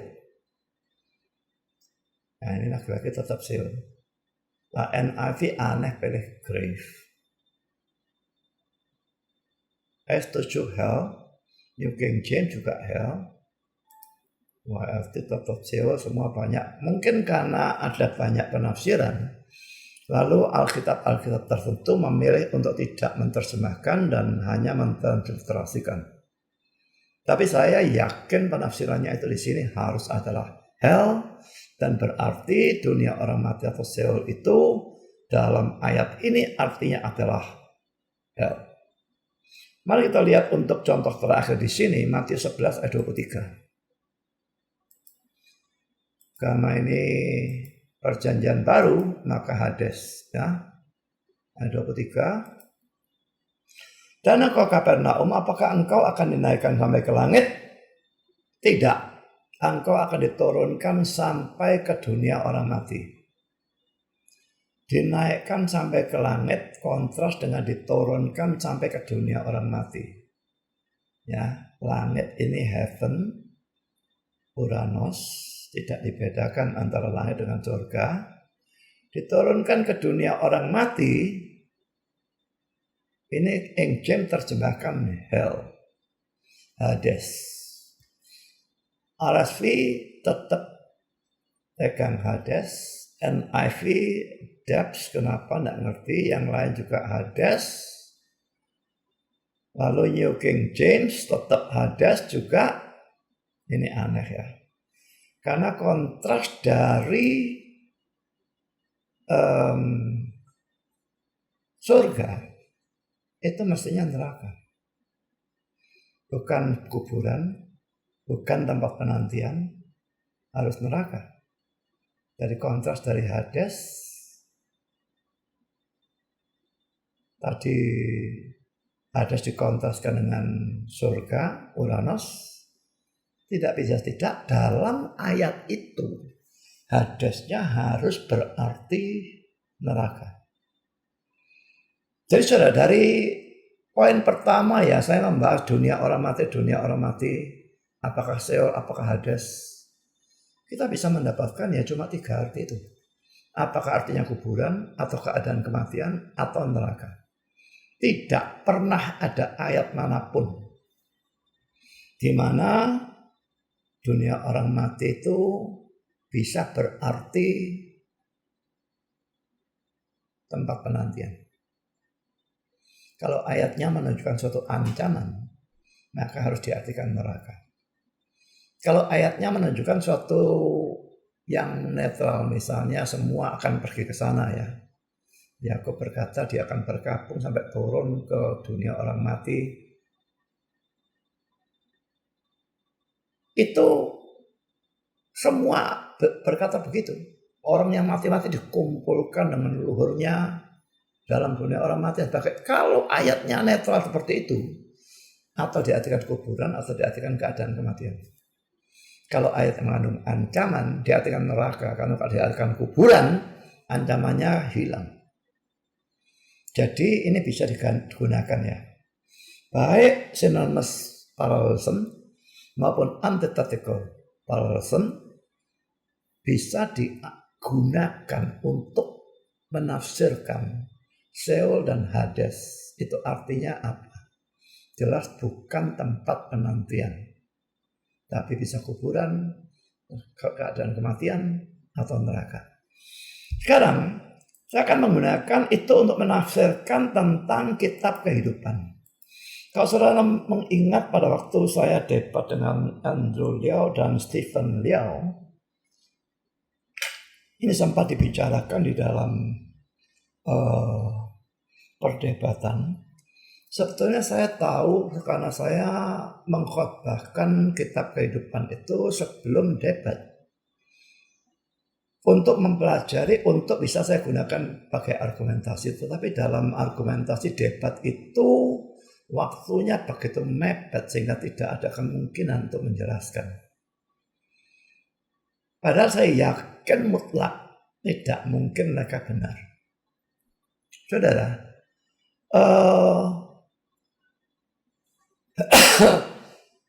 yang diperdebatkan oleh mereka itu ayat ini ya, Mazmur 69 ayat 29. Jadi mereka bilang kitab kehidupan itu kan mencatat nama-nama orang yang selamat. Yang percaya Yesus selamat dicatat dalam kitab kehidupan. Nah, tapi ayat ini berkata kok namanya bisa dihapuskan, berarti orang bisa kehilangan keselamatan. Ajaran Arminian kan bisa kehilangan keselamatan, dan ini ayat yang mereka pakai. Dan saya tahu sebelum debat saya sudah memikirkan ini bakal mereka gunakan. Ya, jadi kalau dalam debat tidak jelas, ya karena waktunya tidak nututi, waktunya terbatas, saudara. Tapi saya tahu dengan pasti mereka ngawur, saudara. Mazmur 69 ayat 29, biarlah mereka dihapuskan dari kitab kehidupan. Janganlah mereka tercatat bersama-sama dengan orang-orang yang benar. Saudara, ini synonymous parallelism. Ya. Biarlah mereka dihapuskan dari kitab kehidupan. Ini identik dengan janganlah mereka tercatat bersama-sama dengan orang-orang yang benar. Dalam terjemahan King James, yang Indonesianya agak berbeda ya. Let them be blotted out of the book of the living and not be written with the righteous. Hendaklah mereka dihapuskan dari kitab orang-orang hidup dan tidak ditulis dengan orang-orang benar. Orang-orang hidup, orang-orang benar. Dihapuskan dari kitab orang-orang hidup. Ya.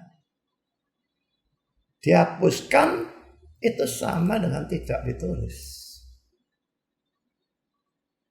Mereka bilang kalau dihapuskan berarti pernah tertulis.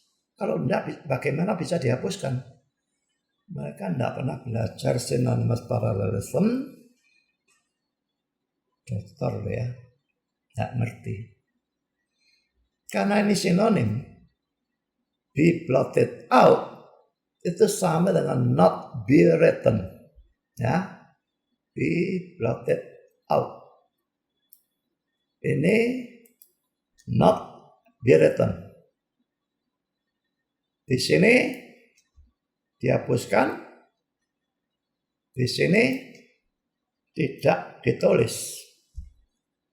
Jadi, kalau kita mengerti synonymous parallelism itu, dihapuskan di sini, disamakan dengan tidak ditulis. Dan kalau mempelajari tentang kitab kehidupan ini ada beberapa hal yang saya perlu tahu ya. Pertama, kitab kehidupan itu pasti bukan hurufiah, tetapi simbol. Demikian juga dengan kitab-kitab dalam Wahyu 20 ayat 12. Mari kita lihat ya. Wahyu 20 ayat 12. Dan aku melihat orang-orang mati besar dan kecil berdiri depan takhta itu. Lalu dibuka semua kitab. Dan dibuka juga sebuah kitab lain, yaitu kitab kehidupan. Ini bentuk jamak ya, semua kitab. Ini satu kitab, kitab kehidupan. Dan orang-orang mati dihakimi menurut perbuatan mereka berdasarkan apa yang ada tertulis dalam kitab-kitab itu, berarti bentuk jamak, itu yang ini. Jadi dosa-dosa kelihatannya dicatat di sini, dan lalu orang dihakimi berdasarkan dosa-dosanya. Tentu saja yang dihakimi berdasarkan dosa-dosanya itu hanya orang yang tidak percaya. Karena yang percaya, dia tertulis dalam kitab kehidupan dan dosanya dihapuskan. Tidak ada lagi dosanya. Dan kalau kita melihat kitab lain lagi ada di dalam Maleakhi 3 ayat 16. Beginilah berbicara satu sama lain orang-orang yang takut akan Tuhan. Tuhan memperhatikan dan mendengarnya. Sebuah kitab peringatan ditulis di hadapannya bagi orang-orang yang takut akan Tuhan dan bagi orang-orang yang menghormati namanya. Kalau yang tadi dalam Wahyu 20-12 itu kitab-kitab itu mencatat dosa, saudara. Yang di sini kitab-kitab ini mencatat perbuatan baik karena orang-orang yang takut akan Tuhan, orang-orang yang menghormati namanya. Saudara, apakah saudara percaya bahwa kitab itu betul-betul kitab hurufiah? Tuhan betul-betul punya kitab? Kita pakai komputer. Tuhan pakai kitab. Itu gak masuk akal sudahnya. Ya, tapi ini kan zaman dulu. Orang zaman dulu tuh nyatet supaya tidak lupa, dia catat pakai kitab. Dan karena Alkitab ditulis pada zaman dulu, maka untuk Tuhan juga pakai kitab. Tapi tetap tidak cocok. Orang supaya tidak lupa dia catat di kitab. Tuhan bisa lupa? Dia tidak bisa lupa. Dia tidak butuh kitab, saudara. Dia tidak butuh catatan apapun. Dia maha tahu. Jadi mengatakan bahwa betul-betul dia punya kitab. Kalau kita ada orang percaya dicatat. Kalau kita ada dosa dicatat. Kalau kita ada perbuatan baik dicatat. Kalau orang percaya itu murtad. Kalau bisa murtad, dihapus. Dia punya setip. Atau tip X. Atau zaman kuno pakai apa? Pasti tidak ada tip X zaman kuno. Bisa tip. Orang bertobat lagi, tulis lagi. Nanti lama-lama bolong kertasnya. Adalah konyol, saudara, menghurufiahkan ayat-ayat seperti ini. Dan mengatakan bahwa Allah betul-betul punya kitab. Ya, di sini saya tambahkan nanti Maleakhi 3 ayat 16. Konyol, saudara, menghurufiahkan. Kitab ini pasti simbolis. Allah itu memang selalu digambarkan seperti kita. Kalau tidak, kita tidak bisa mengerti dia. Misalnya digunakan tangan Allah, mata Allah, dan sebagainya. Apakah Allah punya tangan? Apakah Allah punya mata? Itu bahasa yang namanya anthropomorphism. Allah digambarkan seakan-akan dia adalah manusia. Kalau tidak pakai bahasa itu kita tidak bisa bicara apapun tentang Allah. Harus, saudara. Allah digambarkan dengan perasaan manusia juga. Allah sedih. Mana bisa Allah sedih? Kalau sedih dia menderita. Allah itu tidak bisa menderita kok. Tapi kita bisa dikatakan mendukakan Roh Kudus. Jadi Roh Kudus bisa berduka. Tidak mungkin. Tapi harus digambarkan dengan perasaan-perasaan manusia. Kalau tidak, kita tidak bisa bicara apapun tentang Allah. Jadi itu antropopati. Allah digambarkan dengan perasaan-perasaan manusia. Allah menyesal. Mana bisa Allah menyesal? Dan di sini, kalau Allah digambarkan pakai kitab, mencatat dengan kitab, itu laki-laki dia digambarkan dengan gaya hidup manusia. Tapi betul-betul diartikan dia punya kitab. Itu tafsiran orang bodoh. Lelucon, Allah yang maha tahu butuh kitab. Kalau dia lupa, dia kena Alzheimer atau pikun atau bagaimana. Omong kosong. Jadi hal pertama yang saya perlu ingat ya. Kedua, poin B, menulis dan mencatat dan juga menghapus. Kalau kitabnya itu tidak hurufiah, maka menulis, mencatat, menghapus itu juga tidak bisa hurufiah. Kata-kata ini digunakan juga untuk menyesuaikan Allah dengan cara kerja manusia. Dan Alkitab sering menggunakan cara ini. Misalnya saudara, mari kita lihat ya. Keluaran 31 ayat 17. Keluaran 31 ayat 17. Antara aku dan orang Israel, maka inilah suatu peringatan untuk selama-lamanya. Sebab 6 hari lamanya Tuhan menjadikan langit dan bumi. Perhatikan ini. Dan pada hari yang ke-7 ia berhenti bekerja untuk beristirahat. Tidak terlalu aneh untuk terjemahan Indonesia. Tapi coba baca bagian akhirnya dalam terjemahan King James ya. And on the 7th day, he rested and was refreshed. Ini juga sama. Ini sama dengan Indonesia, rested. Ini refreshed. ESV, refreshed juga. New King James, refreshed. YLT, refreshed.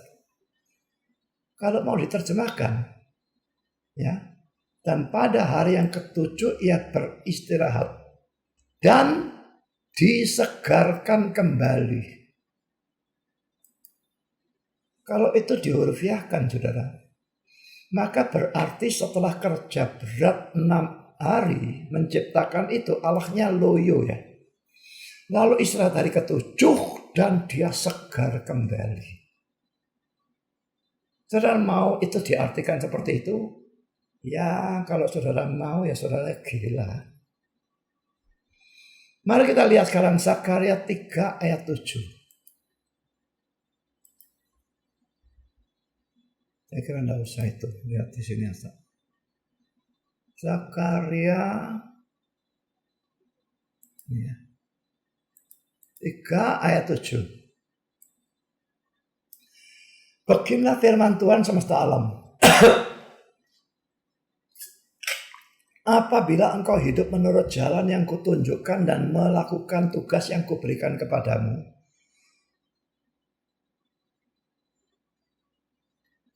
Pak cocok. Oh. Zakaria 3 ayat 7.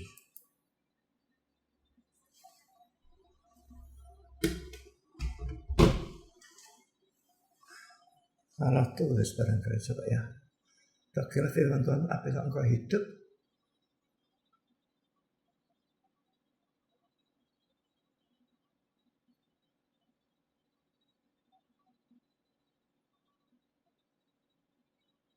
saya salah tulis ini.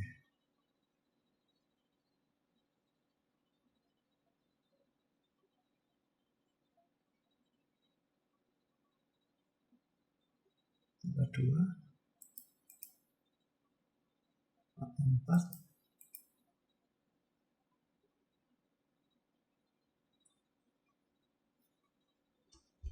Apa yang saya cari ya?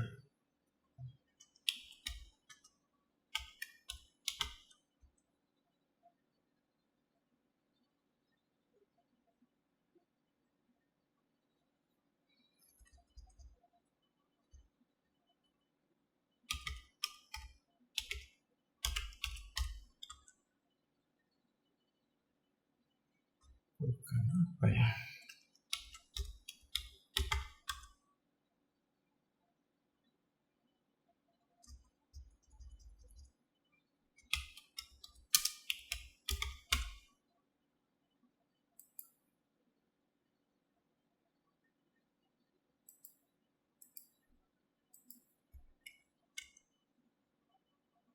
Bukan.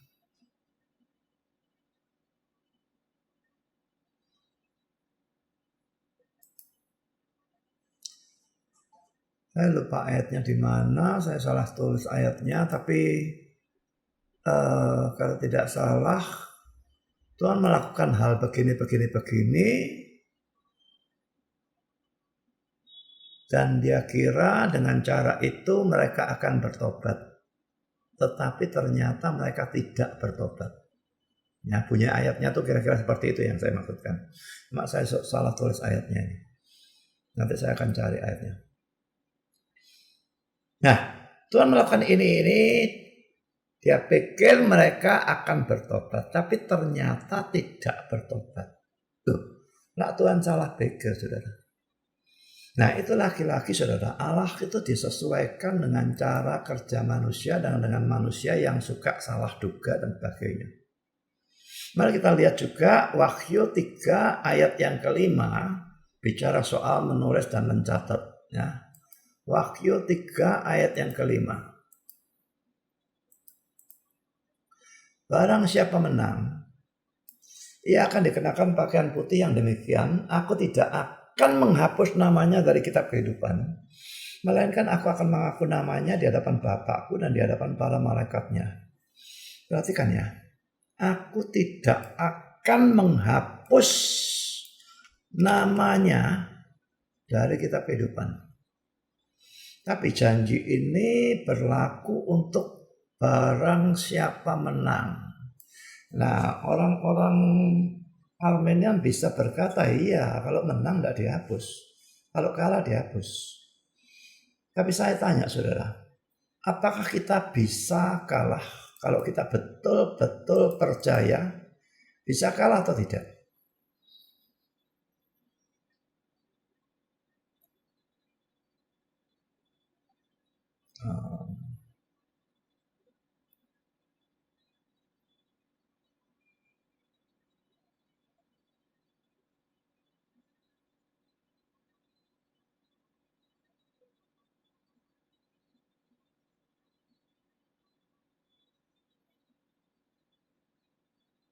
Ini ya.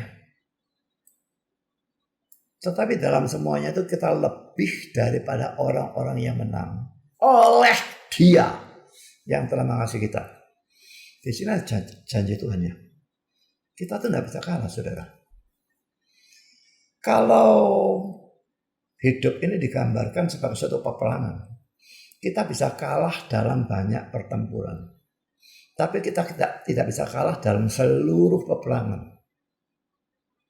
Kita satu dengan Kristus kalau kita memang orang percaya yang sungguh-sungguh. Kristusnya menang, kita pasti akan menang. Jadi Wahyu 3:5 itu syarat menang itu tidak bisa tidak terjadi. Barang siapa menang, orang-orang yang Kristen sungguh-sungguh, dia pasti menang. Dan menurut ayat itu, namanya tidak akan dihapuskan. Juga saudara bisa dibandingkan dengan Wahyu 13 ayat 8 dan Wahyu 17 ayat 8. Nah, Wahyu 13 ayat 8 ini memang ada dua terjemahannya. Wahyu 13 ayat 8.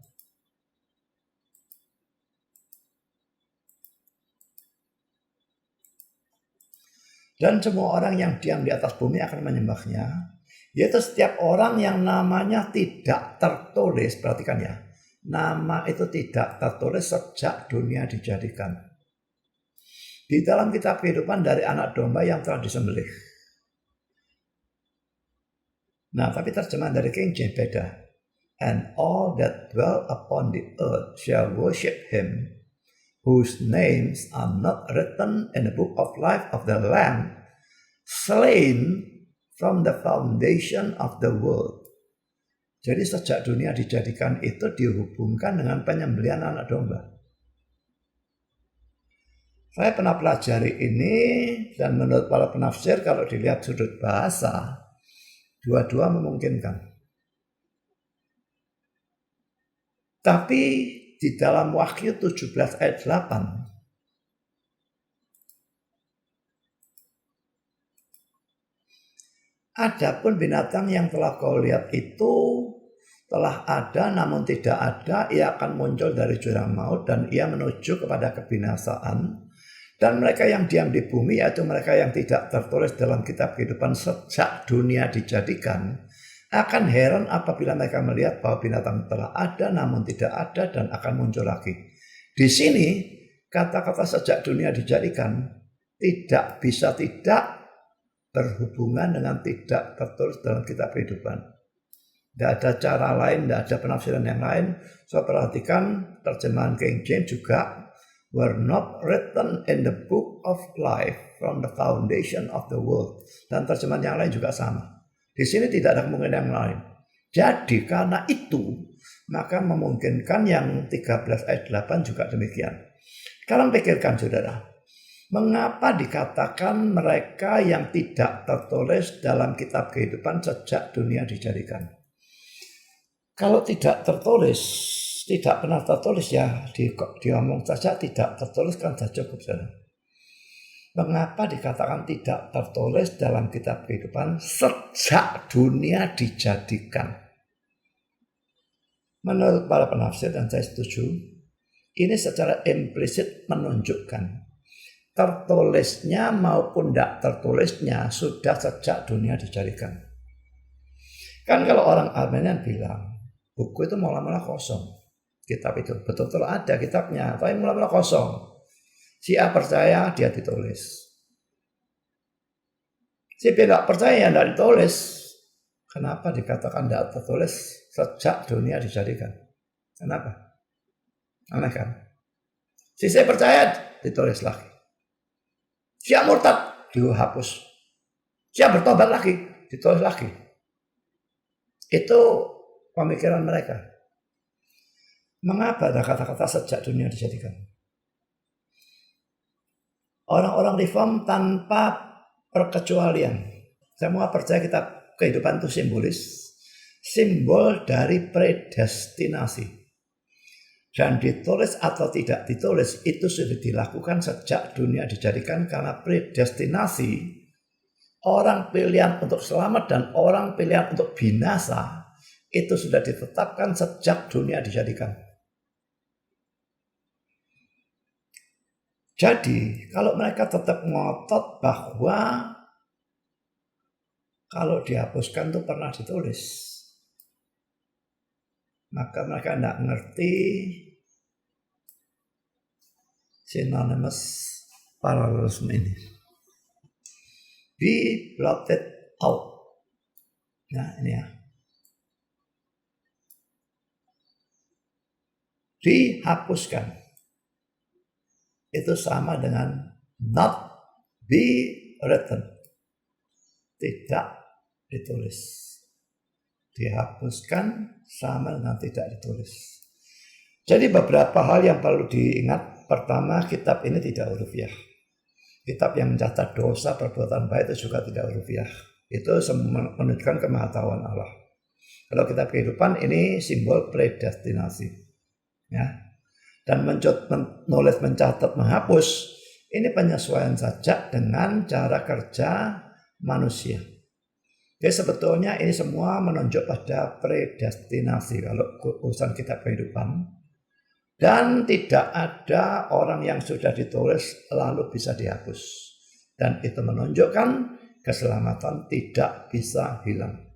Wahyu 3 ayat 5, yang menang tidak dihapus. Dan orang Kristen pasti menang, sehingga tidak mungkin dihapus dari kitab kehidupan. Kan saudara, saya akan menggunakan lagi synonymous parallelism ini untuk hal ketiga. Tentang saudara-saudara Yesus. Saudara ini diperdebatkan habis-habisan ya. Yang disebut saudara-saudara Yesus dalam Matius 13 ayat 55 misalnya. Lalu Kisah Rasul 2 ayat 14. Dan ada ayat-ayat yang lain. Muncul beberapa kali istilah saudara-saudara Yesus. Dan ada yang menafsirkan itu cuma famili lah. Ada yang menafsirkan itu saudara sungguh-sungguh, saudara tiri ya. Karena itu anak Yusuf dan Maria. Yesus kan anaknya Maria tok, bukan anak Yusuf. Jadi saudara tiri, setengah saudara. Namanya sama, Maria. Tapi papanya tidak. Yesus tidak punya papa duniawi. Nah, ada yang mengatakan itu diartikan saudara sepupu. Nah, saudara, ini bisa dipastikan menurut saya. Dan sebetulnya saya heran, saya tidak menemukan penafsir yang menggunakan ini. Sampai saat ini saya tidak menemukan. Tapi saya sendiri, kalau mempelajari synonymous parallelism itu, menganggap itu harus bisa diterapkan dalam ayat ini. Mazmur 69 ayat 9 jelas-jelas adalah Messianic Psalm atau Mazmur tentang Mesias. Dan dalam ayat 9 itu dikatakan, aku telah menjadi pertama, kalimat pertamanya, orang luar bagi saudara-saudaraku. Diulang lagi dengan kata-kata yang berbeda tetapi arti yang sama. Orang asing bagi anak-anak ibuku. Jadi saudara, orang luar ini orang asing. Bagi juga bagi saudara-saudaraku digantikan apa? Anak-anak ibuku. Jadi kata saudara-saudaraku dalam ayat ini disamakan dengan anak-anak ibuku. Dan saudara, ayat ini bicara tentang Yesus. Kalau saudara mau lihat dengan pasti bahwa ini Messianic Psalm, mari kita lihat ya. Mazmur 69.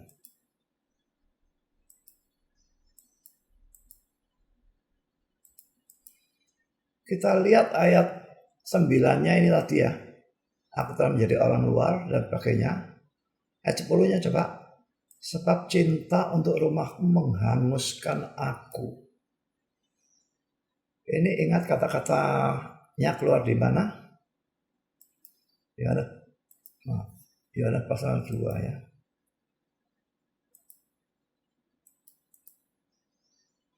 Pada waktu dia obrak-abrik bait Allah. Nah, dia katakan ambil semuanya ini dari sini. Jangan kamu membuat rumah bapak menjadi tempat berjualan. Dia buat cambuk dari tali. Usir mereka semua. Serta domba, lembu. Uang penukar-penukar dihamburkan ke tanah. Meja dibalikkan. itu membuat murid-murid teringat bahwa ada tertulis. Berarti tindakan yang dia lakukan itu menggenapi nubuat ini. Cinta untuk rumahmu menghanguskan aku. Mungkin membuat marah begitu. Sampai dia obrak-abrik bait Allahnya. Jadi jelas bahwa Mazmur 69 ini Mazmur Mesias. Jadi orang luar diganti orang asing. Dan saudara-saudaraku diganti dengan anak-anak ibuku. Nah, kalau ini diterapkan sekarang kepada saudara-saudara Yesus yang muncul di dalam Matius 13:55 dan Kisah 1 ayat 14, maka itu harus diartikan anak-anak ibunya, yaitu anak Maria. Orang yang bilang itu saudara sepupu, ya, kita bisa gunakan ini sebagai argumentasi, ya. Melawan ajaran yang menekankan keperawanan abadi dari Maria. Sehingga lalu mengatakan bahwa saudara-saudara Yesus dalam ayat-ayat itu artinya adalah saudara sepupu dari Yesus. Nah, kita gunakan ayat ini tadi. Synonymous parallelism.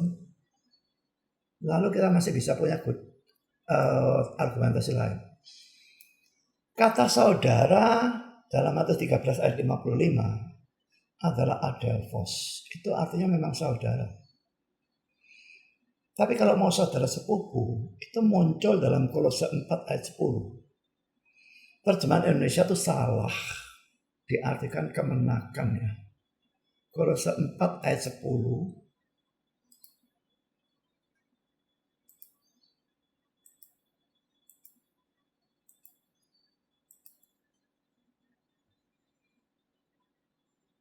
Markus kemenakan Barnabas.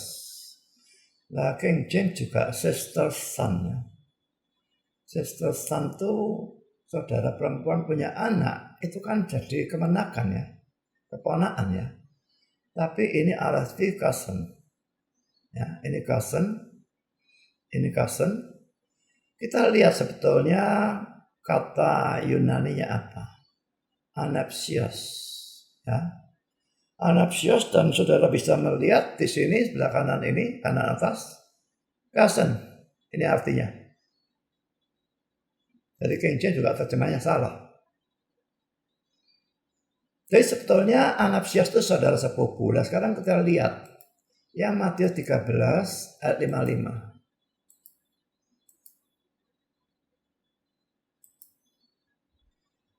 Ini saudara-saudaranya. Brethren, adelphos. Ini betul-betul saudara.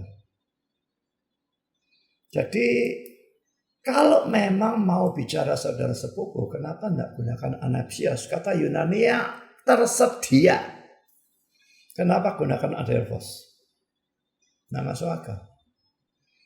Jadi saya berpendapat argumentasi menggunakan ini bisa lebih lagi menguatkan bahwa yang disebut saudara-saudaraku itu adalah anak-anak ibuku. Nah, ibunya Yesus siapa? Ya, Maria. Jadi saudara-saudari Yesus itu anak-anak Maria. Jadi di sini lagi-lagi saya menggunakan synonymous parallelism ini untuk menafsirkan. Sekarang yang keempat dan yang terakhir, tentang nubuat dan rencana Allah. Kalau kita bicara tentang nubuat, maka orang-orang Armenian atau yang semi-reform menganggap kalau Tuhan menubuatkan itu berarti Tuhan itu cuma tahu. Saya sebetulnya sudah membuat tempo hari video, ya. Kalau nubuat itu berarti Allah menentukan, merencanakan. Nah, tapi sekarang saya akan tunjukkan itu menggunakan synonymous parallelism. Nubuat itu bukan cuma berarti Allah tahu. Tapi nubuat itu berarti Allah merencanakan. Jadi para minister teringga dia merencanakan atau menentukan. Lalu dalam waktu dia menubuatkan. Makanya nubuat itu tidak mungkin gagal. Pada waktu Yesus menubuatkan Petrus akan menyangkal dia 3 kali sebelum ayam berkokok, Petrus tuh mati-matian tidak mau, sudah biar mati aku tidak lakukan. Tapi akhirnya terjadi atau tidak? Tidak bisa tidak terjadi. Pada rencana Allah di minus tak terhingga itu sudah ditentukan. Petrus pasti menyangkal 3 kali. Lalu Yesus menubuatkan, Petrusnya mau ngotot tidak mau bagaimanapun, itu akhirnya terjadi. Semua yang dinubuatkan pasti terjadi karena nubuat itu munculnya dari rencana Allah. Nah, tapi sekarang saya akan tunjukkan berdasarkan synonymous parallelism ini. Mari kita melihat ayat ini. Yesaya 46 ayat 10-11 ya. Yang memberitahukan dari mulanya hal yang kemudian. Berarti ini nubuatkan ya. Dari zaman purbakala apa yang belum terlaksana. Ini nubuat. Ya. Nah, yang warna merah ini dan warna biru ini sudah sinonim ya. Dari mulanya, yang bawah dari zaman purbakala. Hal yang kemudian, yang bawah apa yang belum terlaksana. Lalu saya lanjutkan. Yang berkata, keputusanku akan sampai. Nah, kalimat ini sinonim dengan ini. Segala kehendakku akan kulaksanakan. Keputusanku, kehendakku akan sampai, akan kulaksanakan. Nah, terus saja. Yang memanggil burung buas dari timur dan orang yang melaksanakan putusanku dari negeri yang jauh.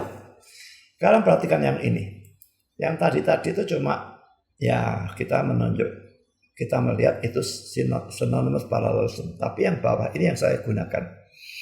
Aku telah mengatakannya, maka aku hendak melangsungkannya. Ini kalimat pertama. Nah, kalimat kedua ini sinonimnya. Aku telah merencanakannya, maka aku hendak melaksanakannya.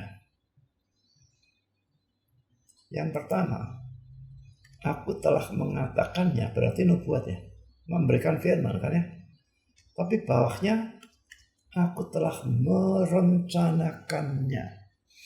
Kalau dia menubuatkan itu sama dengan merencanakan.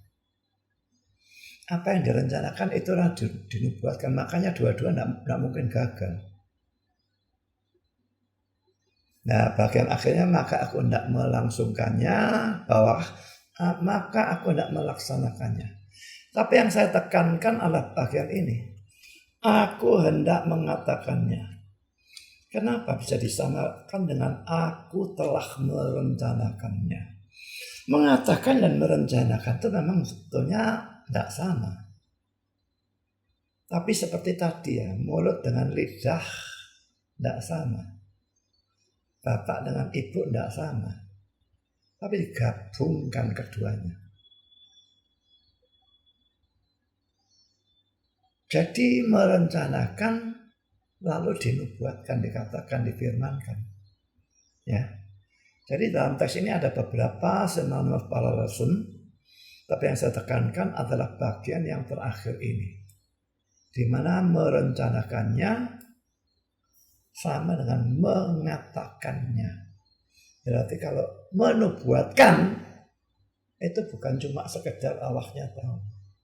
Tapi itu berarti dia menentukan, menetapkan, merencanakan pada minus tak terhingga. Ini 4 contoh di mana saya menggunakan synonymous parallelism ini untuk menafsir. Jadi ada pengertian tentang synonymous maupun antithetical parallelism ini sesuatu yang sangat-sangat penting. Bisa membantu kita dalam penafsiran dan sebagainya. Semoga bisa menjadi berkat dan membawa kemuliaan bagi nama Tuhan.